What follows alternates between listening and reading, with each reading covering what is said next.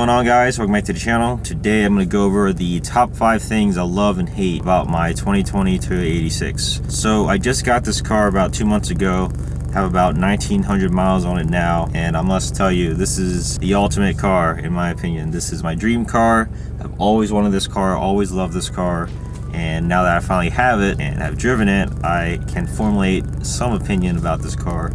Having it for about 2 to 3 months, like I said. So let's start with the top 5 pros about this car. Number 1, I think the styling is amazing. So this is all subjective, of course, but this car I think is one of the best looking cars out there, especially the ZN6 Toyota chassis. I do like the VRZ a lot as well. Headlights are cool, the interior is nicer, but I just love the way this front grille looks on the Toyota. It's very aggressive. It kind of reminds me of my Impreza. It's like a very mean face. Even without a front lip right now, it looks pretty good, but just you guys wait till I get the front lip. But yeah, in terms of styling, there's definitely a lot that you can do to this car. There's just so many parts and aero that you can get. Even stock form, it actually looks pretty good in my opinion. So that is my first pro with this car. It's a good looking car, and honestly I think it's a timeless design. Number 2, the driving feel overall. So they call this a driver's car, and I definitely agree.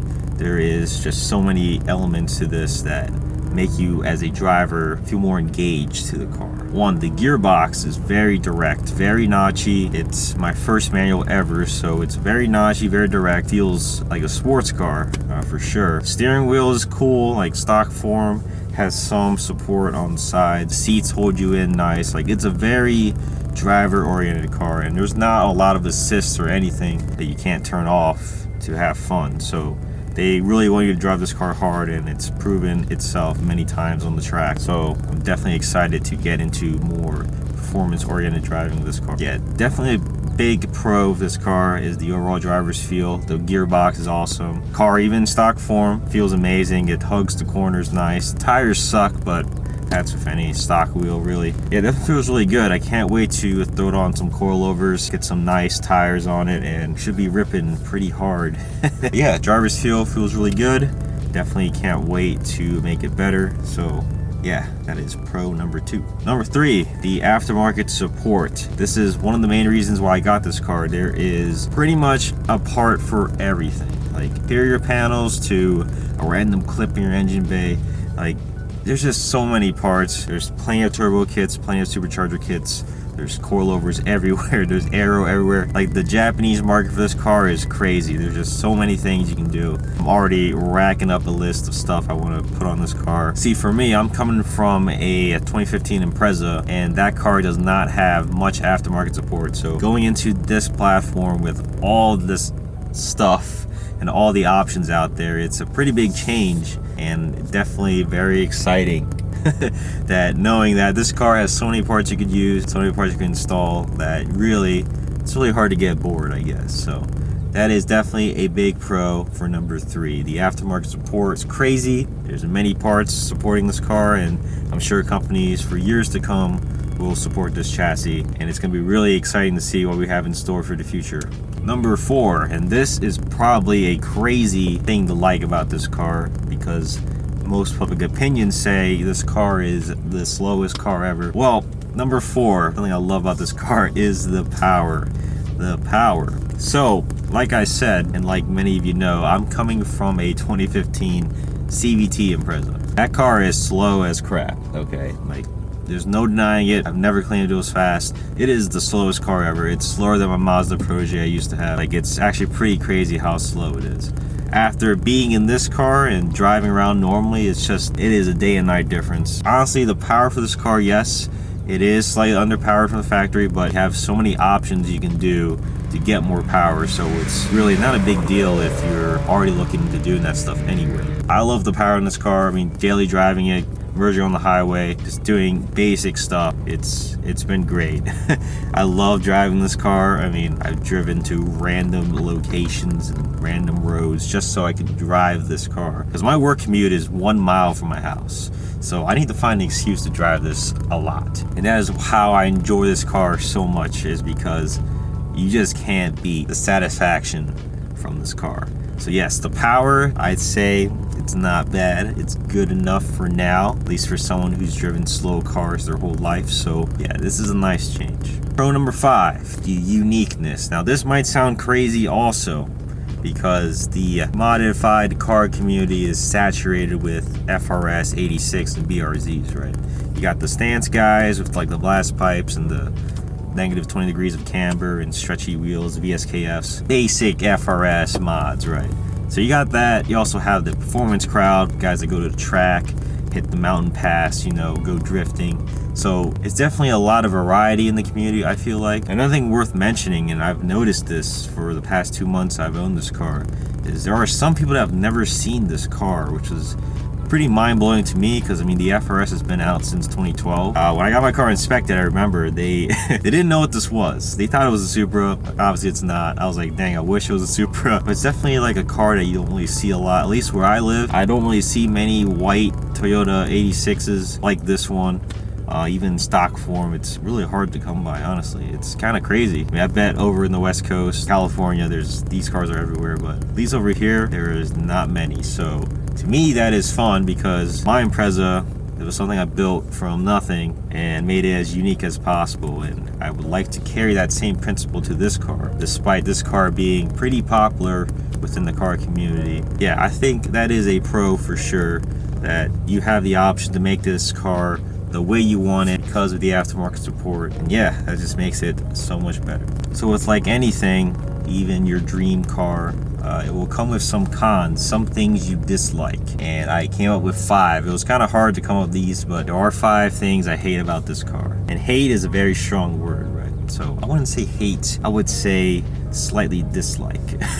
That might sound a little better, because overall I love this car. So number 1 thing I hate about this car, the interior space. Yes, it's a coupe, it's a 2-door car. It is not meant to carry passengers, I understand, but coming from my hatchback that really has all the room you need in the world, going into this car, it's night and day. Like I said, night and day. Back seat, useless. There is no point of the back seat unless you're like 4'8" or something, but you cannot fit any full-size adults back there. It is impossible. It is the most uncomfortable thing ever. That is one thing. 2, the trunk space. It's a small trunk. I mean, it's a sports car, right? So that's the point.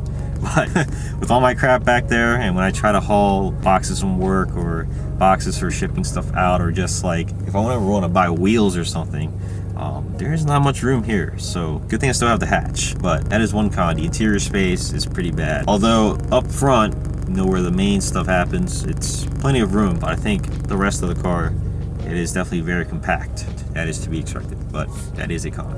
Number 2, and this is something that can be fixed and will be fixed, but for now it is here. The stock wheels. The stock wheels, see, at first I'm like, you know what, they're not that bad. But after having them for about 2 months now, they are pretty ugly. Like, these are updated from the previous gen, but it's still a stock wheel, and it is not the best looking in my opinion. I'm not a big fan of the black contrast and the silver face. It's kind of weird, especially in this configuration. It looks a little too flowery in my opinion, so I'm not a big fan. But I mean, obviously I'm gonna get new wheels, so it doesn't matter. Stock wheels are ugly, tires aren't that great, and that's that.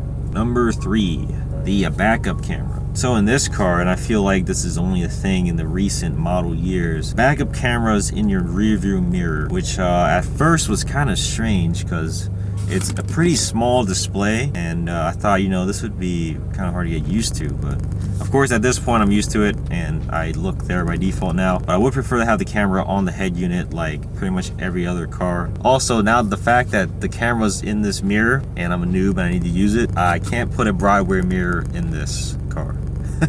So number 4, and this is definitely a major con in my opinion, and I think everyone that has an FRS 86 or BRZ will agree, is the side marker clips. The side marker clips, it's been about 8 years of this car. When I went to go put on my Helix clear side markers, it just would not go in. It just would not. The clip broke.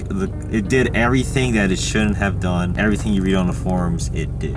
It was like, what the heck? This car is 8 years old at this point.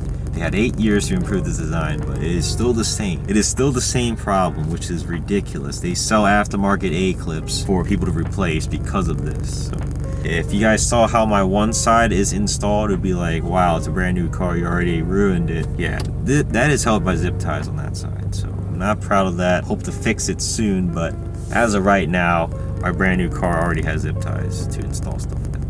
So last one, number 5. And I did list this as a pro, but it can be seen as a con as well. Number 5, uniqueness. So this car, the car community is everywhere.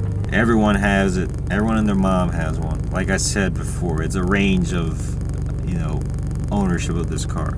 Some people just have this car, leave it stock, and go about their day. But then you have people that rice the crap out of this car. And the thing about being a ricer, right, because I'm the biggest ricer ever, I try not to use that as a con, because any car you can rice out. Riced out is subjective, right? But this car, what I've seen, is a lot of stance gods, right? Everyone that runs negative 20 degrees camber, wide wheels, like 10.5, 11.5 wide wheels, crazy blast pipes, and the sad boy theme. I mean, look, I love stance and everything, but I feel like everyone has this car and does that to it, which honestly, I mean, it's cool, but I wouldn't do it to my own car.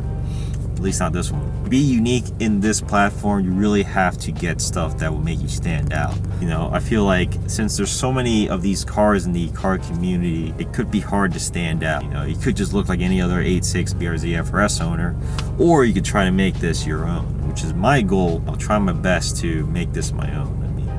I definitely have a lot of inspiration from many builds I've seen on Instagram, but I also have a general idea of what I want. I don't know, we'll see. Maybe I'll be a huge hypocrite and just set up this car the way everyone else does. But that about wraps up today's video. Overall, I love this car, worth every penny. I mean, I got it for a reason. There's some cons, but they're not big things for me. And honestly, this car is my dream car. I love everything about it. I can't wait to keep it forever and mod the crap out of it. That is the goal.